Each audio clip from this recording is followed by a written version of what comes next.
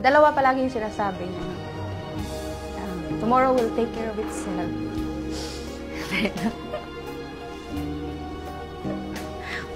Visit.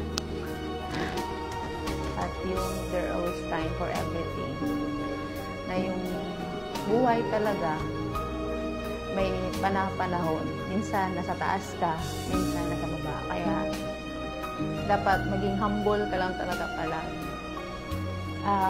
Marami kang tinuro sa amin na akala mo wala lang, pero tumatak talaga. Na alam mo yung, palagi ko sinasabi, ikaw magiging, isa sa magiging highlight ng buhay ko. Thank you sa trust, sa pagbigay ng chance para mag-serve, hindi lang sa iyo, pero sa Pilipinas. Well, PRRD was always a father figure, not only to me, but to all of us.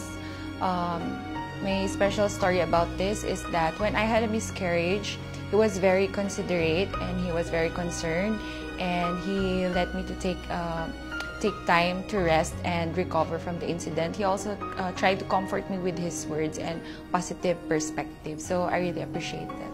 I'm really, really proud to have the honor to work with you as your aide. And in TV, you see him wearing barong, but after all the fiasco is over, he goes back and he changes into comfortable clothes, baggy shirts, jogging pants, chinelas, and he will enjoy a simple dish with us. He is the kind of person na pag nakikita mong kumakain, sobrang ganado. Kahit na yung ulam bulad, parang pati ikaw gaganahan kasi papaisip ka, parang sarap ng bulad, kakain na lang din ako. So seeing him like that, na simple pleasures in life, he enjoys very much. Wait lang, naiyak ako.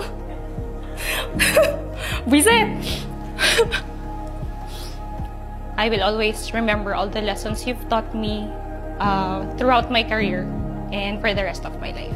Sa mga matagal nating pinagsamahan, sir, more than 5 years tayong magkasama. Nakita ko yung saya mo, yung hirap mo, yung mga tagumpay mo, syempre.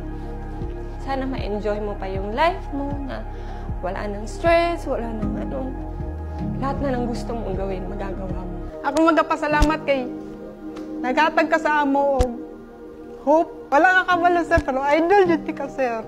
Kasi idol kayo tika sa dili kay tungod sa imong leadership o sa imong nabuhat sa amuha, kundi tungod sa imong pagkamaayong tao. Naarami permi, sir, mag-support sa imo, ha, sir.